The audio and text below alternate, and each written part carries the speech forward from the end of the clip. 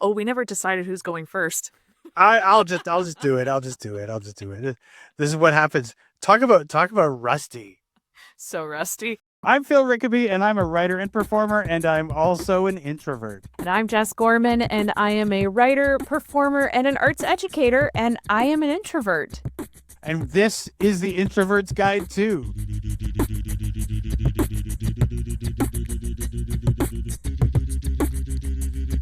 Bonus episode. Oh my gosh. When I say it has been so long, it's been so long, Phil. Like It has. we have tried to keep in make sure we're in each other's lives, but it slowly regressed to liking each other's stuff all the time. And that's absolutely what it is. And it's hard because our Oh, almost our entire friendship was in these little video boxes because that's we would talk to each other here and not beforehand because this is where the best content was. exactly. Literally all of our catch up and then just gone. Yeah, absolutely, absolutely. It's like literally all I like. I have it's just reduced to liking posts. I like that post. Absolutely. Liking, yeah, I'll yeah. even heart it. I'll make sure I heart it. That way I love that for you. That's my way of saying, you go, Phil. Um, listeners who are suddenly finding this in their feed might be wondering. I thought you guys ended like what happened. It's been like over a year since you guys published an episode, and it has. But one of the reasons why we're here is because I happened to look at our listening stats and I noticed that even though we stopped putting out episodes, you kept listening to episodes to the point where we crossed the 250,000 listens mark. So, uh, thank you for listening. What do we even say? Thank you. Yeah. And we sort of thought that we would come back, we'd do a little catch up, and we'd talk a little bit about us and maybe about the potential future of this podcast. Absolutely. There's Yeah. so much to say. I feel like it's been years and it's been a year. It's been a year, but a lot has happened in a year. Yeah, we've been through a lot. Like I have 2 kids now. Yeah. 2. Whew, Yeah. whew, whew. So why don't we start with you? What's Good Lord. 2 kids. What's going on? Oh, well, I don't know how much of this is going to be visual, but there's a giant sheet behind me. I've taken my lighting trees that I have to cover up the chaos that was fort making because I am the master of making forts. I have a 3-year-old engineer. Okay. Mama's got to keep up. So having 2 kids is awesome. It's really cool just to see how the family's grown that way. I, with that said, cannot wait to go back to work. I'm I'm ready to have adult conversations. I'm even ready to make small talk with anyone. I know. Big words. I'm sure I'm going to eat my words. You are. Yeah. We're gonna check in again at some point. You're gonna be like, I can't do it anymore. I can't do it anymore. I had an hour of how are you? I'm fine, and then I can't do it anymore. Absolutely. I know I'm going to text you and be like, what did I fucking do? What did I do? I could have been a stay-at-home mom. So you have not been working through this period, and okay, a little bit. A little, just taking on small stuff here and Yeah. there. I did my first panel discussion, which was really interesting at my work. And I got to do it with Dr. Peter Vronsky on the art of murder because the other interest in my life is true crime, more so into victim advocacy and how we can responsibly take in true crime rather than sensationalize it. So that's been my little passion project on the side. So I got to do my first panel discussion. I got to do some youth workshops and theater camps. I was very busy with kids and that. So I did take on some work, but yes, I am going back to work very shortly and going back full time. Nice. Yes. How was that panel discussion? Because it can be a bit of a fraught thing where you have to manage sort of interviewing another person while also like taking questions from the audience. Oh, absolutely. My guest Dr. Vronsky is so fascinating.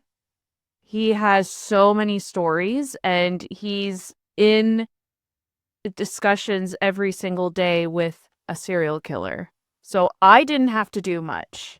For my first panel discussion, I'd like to say I got off kind of easy. I'd like to try my hand at it again and be a facilitator, so I know I've got that strength. That's really all I can say. It was kind of easy. He's really fascinating. It's always a joy when you sit down to interview somebody and you hardly have to do anything. They do all the work. Yeah. Kind of great. On my theater podcast, I will, occasionally people will like realize they're like, oh, did I do all the talking? I'm like, that's exactly what you're supposed to That's do. what you're here for. That's what you're here for. I'm just here to start you talking. And if I don't have to do that much, I'm fine. You are just the preface. And you're so fascinating as it is. Like, that's what makes this a good podcast. But Yes. I mean, like, yeah, that's exactly it. You have a lot of wonderful people on your podcast. Well, thank you. Yeah. You. And now, you mentioned looking forward to going back to work. Mm-hmm. Are you apprehensive at all? Are there nerves or jitters about it? Yeah, I mean, like, I remember it was, I don't mean to sound like it was long ago, but like it was back in June where I had a total outdoor day with the kiddos. I turned on our little mini splash pad for my 3-year-old. We have a jungle gym. We've got so much to do back there. And I remember my daughter, who's so young at the time, I think she was like 4 or 5 months, she started to fall asleep on the patio. My son started to fall asleep on the patio, and it was so quiet. And I remember feeling how peaceful it was and like knowing utter peace and thinking, next year I'm back to work and this is done. I will never go back to this moment ever again. So I wanted to soak it up. And now that I've got about a month left, I definitely feel the tears coming now, knowing it's done. And I don't know if I'm ever going on another maternity leave again. That's like another question. I don't know if that chapter's closed yet entirely, as much as sure as I was that it was never going to happen again. You get to this point and you're like, one more would be kind of nice. One little baby. My father once gave all of his kids a word of advice, and my brother and my sister, my late sister, both ignored that rule, and that was never let your kids outnumber you. Yeah, everyone said that to me. They were like, yeah, but now you've got more of them, and then there's more to take care of. I'm like, that's true, but like, man, Steve and I make cute babies. It's true. You just got to watch out for the fact that like right now, one of you can hold one and one can hold the other, and that's the perfect balance. Once you have a third, it throws everything off. Absolutely. And like odd numbers with siblings, a nightmare. It's a nightmare. Yeah, because then you have to deal with middle child syndrome. And I don't want to do that to my daughter. No, she's like Ellie. Your daughter is the youngest, and she's such a sunshine baby. Don't make her into a middle child. Don't do that. I can't do it. I can't do it. Can't do it. I'm gonna go back, but you know what? It's gonna be next week, and I'm gonna text you and be like, Phil, that is the one thing. more. Watch out. Hey, listen. This is something you and your husband have to discuss and figure out how you're going to deal with a third baby. But there's just not enough arms for that many kids. There isn't. And then they're fighting sleep. Well, mostly the 3-year-old's fighting sleep. The baby's going to sleep. She's fine. It's fighting sleep. It's getting up in the middle of the night. And then you're like, can I really do this again? Could I? But I gotta say, though, there's been some good introversion discoveries during this year. Oh, I definitely want to hear about that. What have been your introvert discoveries this year? Okay. I had to really practice how I'm going to say this. I have gone on a journey.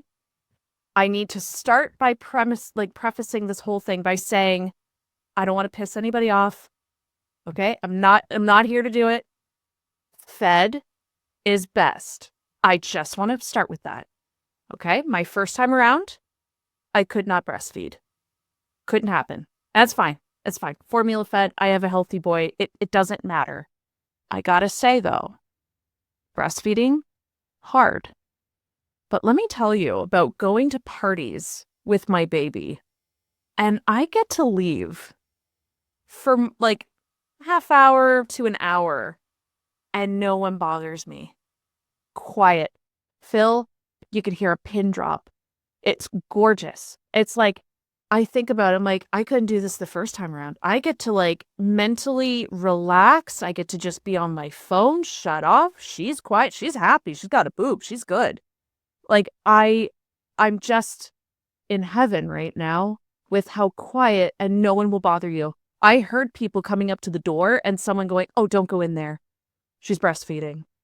Don't go in. Leave her alone. Leave her alone," I heard. And my ears sang.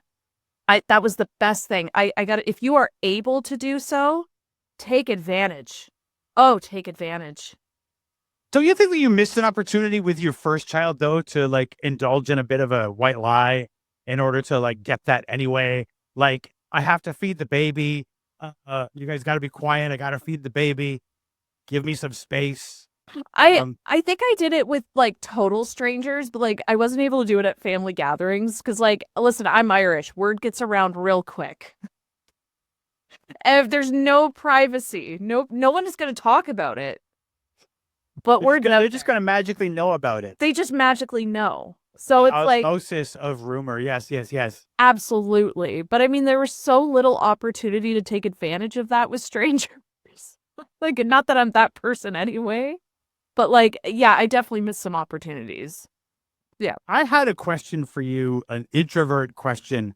As someone who is now a mother of two, and we talked previously on the program about like how people interact with you with first off as a pregnant person and then as a mother, somebody who, you know, has children and how people sort of just like talk to you.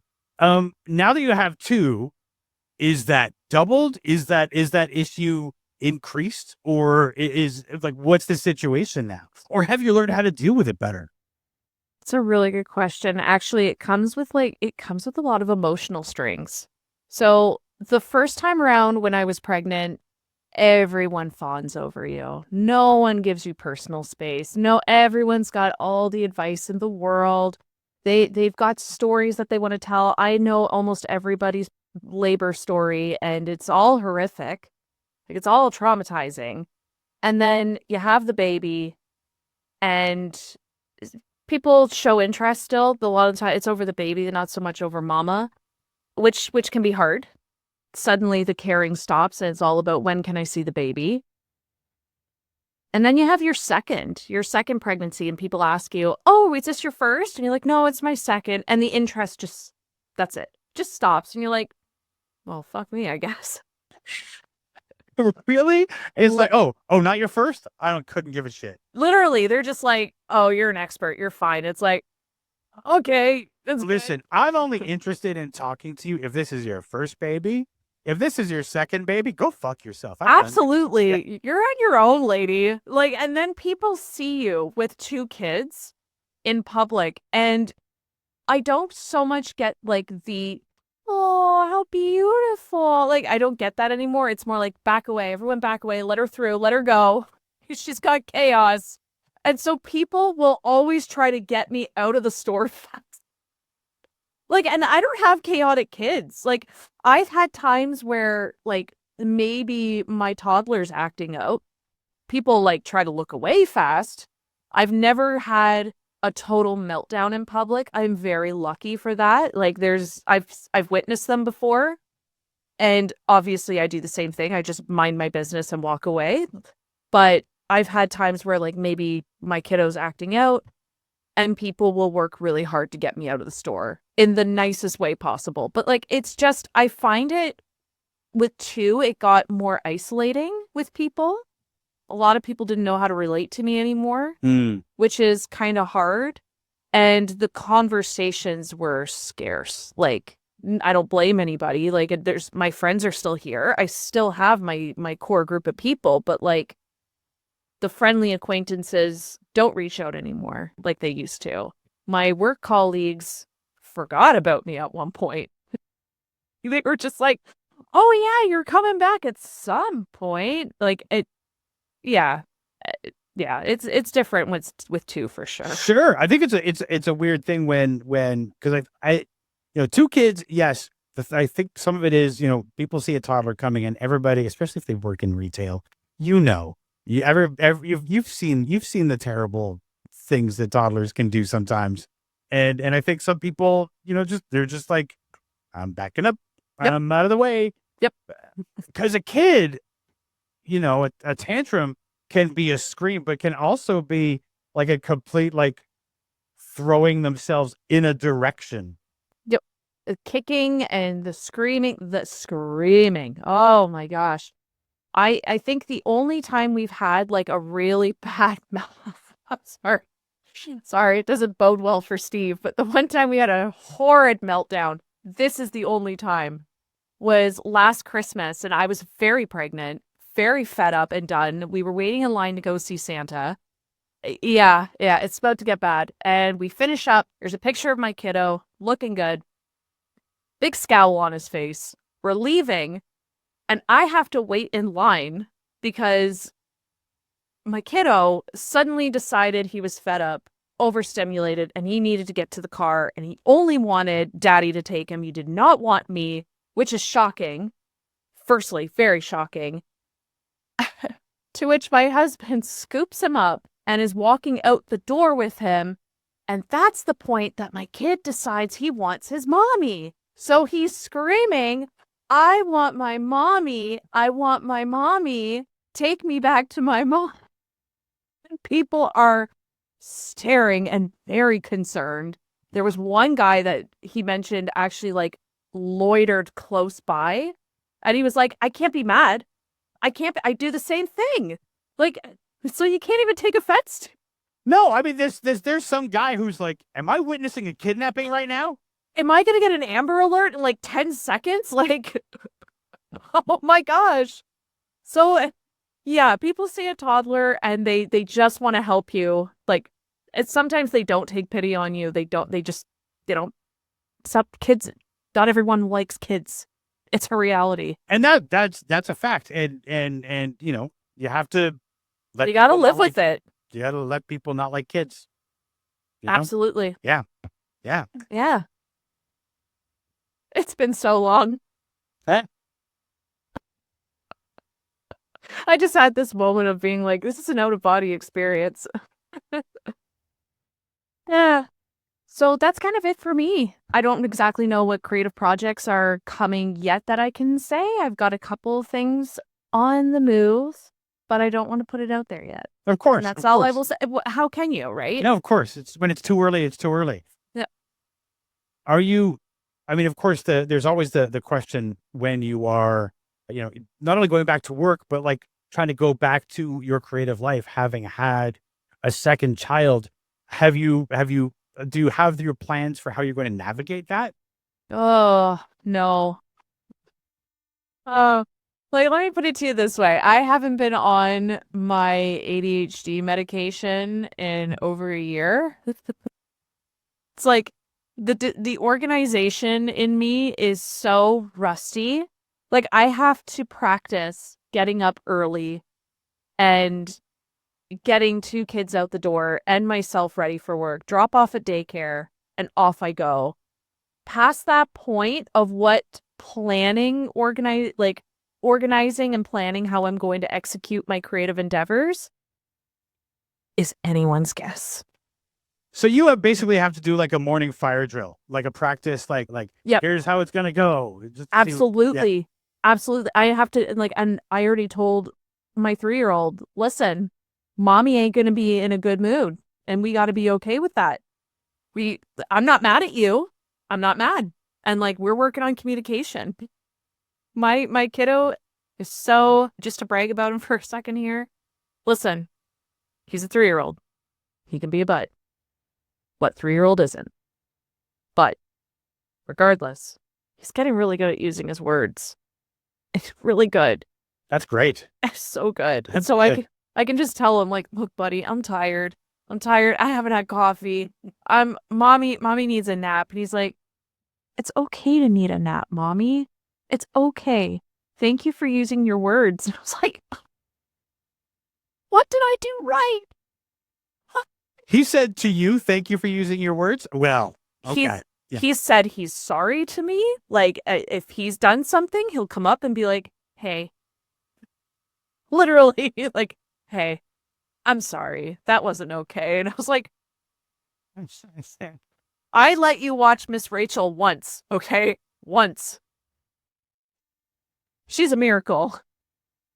Well, Well, so I gotta take some credit. there you go. Miss Rachel wants you every other hour of the day. There you That's it. go. Yeah. There you go. That's me in a nutshell. Yeah. Okay, I'm ready. Phil, so much has happened. Stageworthy is back. So yeah, I mean, just before we ended this podcast, I ended Stageworthy, which is my theater podcast, and that I'd had a lot of conversations with my partner Melanie, and just like talking about the future of the podcast, and I was really not feeling it at the time. I was really kind of like run down. I'd been doing it for 7 years, pretty much nonstop. I took a couple of hiatuses in the pandemic years, but like pretty much nonstop, and I was pretty tired. But I started to realize I was disconnected from the theater world. I felt like I really missed it. And I also, our listeners know that Jess and I are in Canada, and some stuff happened with our southern neighbor. And I felt like I wanted to do my part and get like because I feel like the arts and theater in particular is a big part of the story that we tell about our country. And so I wanted to be part of that. And so I made it a point to start the podcast again with more of a national feel. I wanted to make sure that I was talking to people, not just in the city I live in Toronto, which is so easy to do because there's so much going on here. But I wanted to make a point of talking to people all over the country. And I've done that. I also started a Patreon because I was, one of the things was like, I, for 7 years, had been the one person putting money into that podcast. And I don't know about you. I don't know if you noticed, but things are getting more expensive. Things like groceries and rents and things like that. It's more expensive.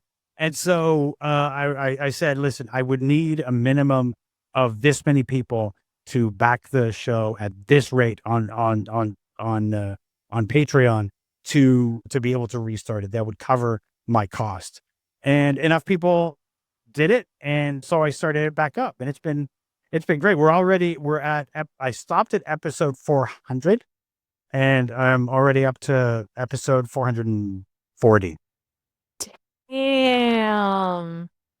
You're killing it. Yeah. You got some good guests on there. Like, Thanks. have you made any new discoveries since restarting Stageworthy? Has it changed in any way for you? I mean, one of the things that I've started doing is I added some automations to my process of like booking guests so that like I don't have to go through the process of like booking a guest and like going back and forth. I have a link. I say, choose a date. Here's what I'm available. And they'll choose the date and it will automatically create the link in Squadcast, which is the application that we're using to record it. So all they have to do is choose a date, and they already get that, and it emails them a list of instructions. Like 3 things happen. Because I was finding like, oh, did I send this person the link? Did I send them the link? I didn't send them the link. They didn't do it today. I didn't send them the link. And the whole back and forth thing was too much. And so what I did, I created this calendar link, and it can't book more than 1 interview a week. So they can get like flooded with interview requests. So once somebody books an interview that week, that's it for the week. That was so organizationally sexy. Yeah. That moan was a little like too much there for a minute, but I'll be honest. When I figured out how to do that, I was like, this. Yeah. No, it felt good. So that, I mean, just like a process sort of thing, that was really good. The other thing that has changed is because I'm talking to people outside of Toronto, which largely means different time zones. And also some of them are disconnected. Like I don't know those scenes. So I'm getting to ask a lot of questions about what's the scene like in this city you live in? Tell me about what these places are. And it comes down to like, eventually, like I want to go across Canada and experience each of the theater scenes in all the places I've talked to, because each one is unique. And that's a thing that I would love to do. Oh, absolutely. Like, I don't know. I say this sarcastically, but I don't know if our listeners are aware, but Phil and I have fringed. We fringe. And every fringe is different. But that's the thing, is like a fringe is not a reflection necessarily of that city's theater scene. It can also be different.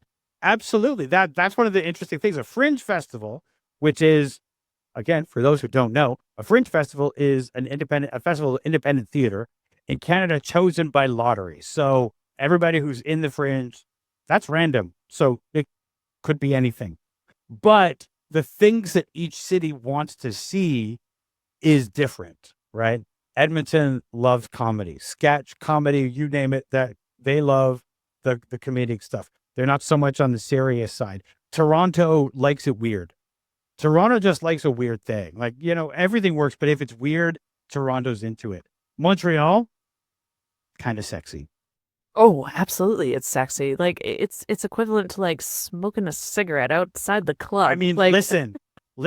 Montreal's the only city where it's like, you'll like look at the program and go, this says it's a play, but it sounds a lot like burlesque. No one's complaining. No, not a single person is complaining. Not one. Montreal is also very much the partiest of all the fringes. So it's like each fringe day goes till like 4 a.m.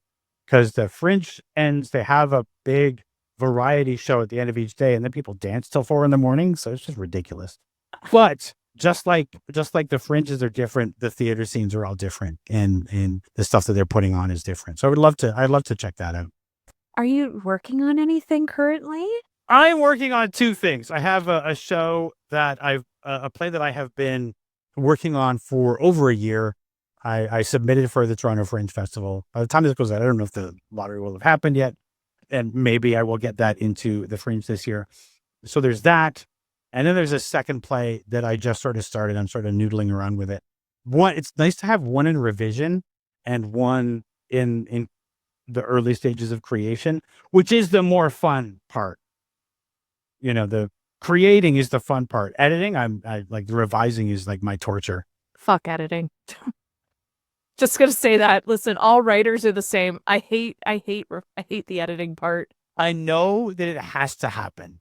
Yeah. And there are moments when it's like, you get like, oh, I figured something out. But most of the time it's like, I hate doing this. I hate the tediousness of like going through it and changing a word and like going through.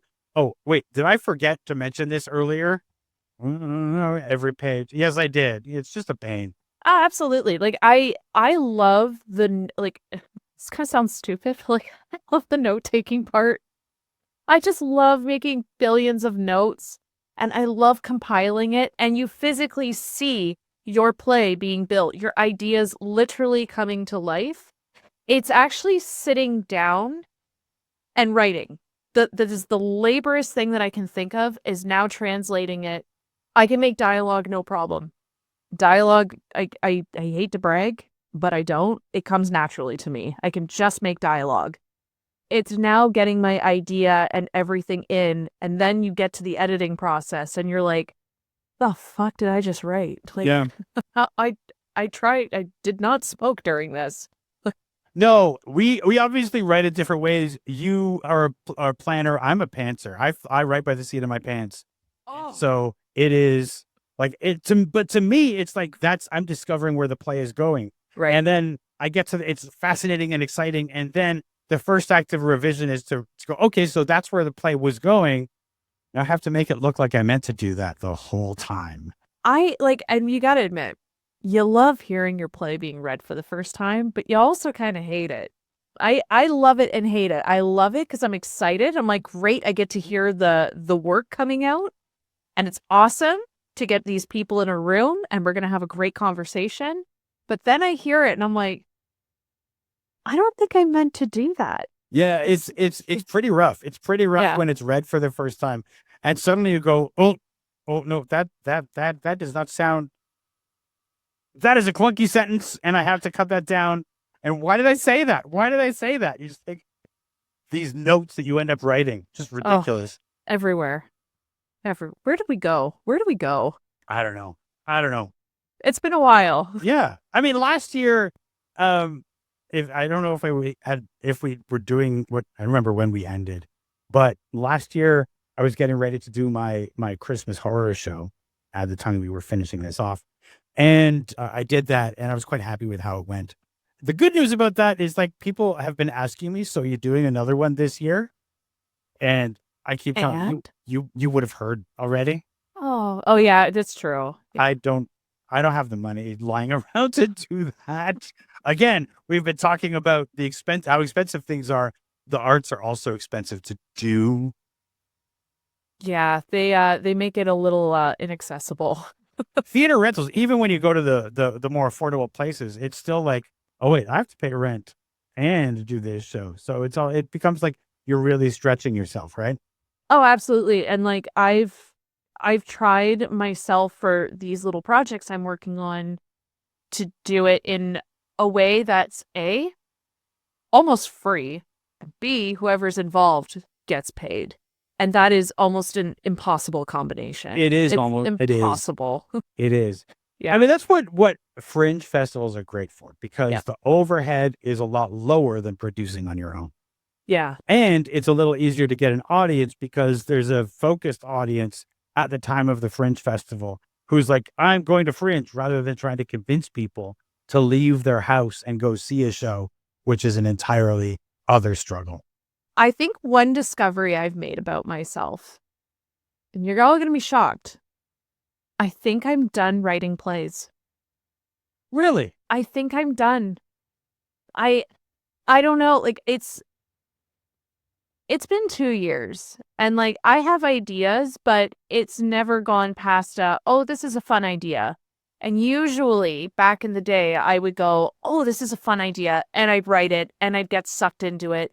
I'd be inviting some friends over, got a big pot of coffee going, and it just hasn't happened. And I find that my creative endeavors are switching mediums and switching voices even like the genre that I want to write is not the same, which I love. It's like I love that things change for people. Like I like that I'm not the same person that I was. Yeah. Yeah. We're allowed to evolve and we're allowed to Mhm. change. In fact, we should evolve and change. One thing that you might find, and this is a possibility, is that once you have some space, that writing might come back, the playwriting might come back. You never know. You never know. You never know. But, Mhm. At the moment, that's where you're at. And it's awesome to be able to acknowledge that.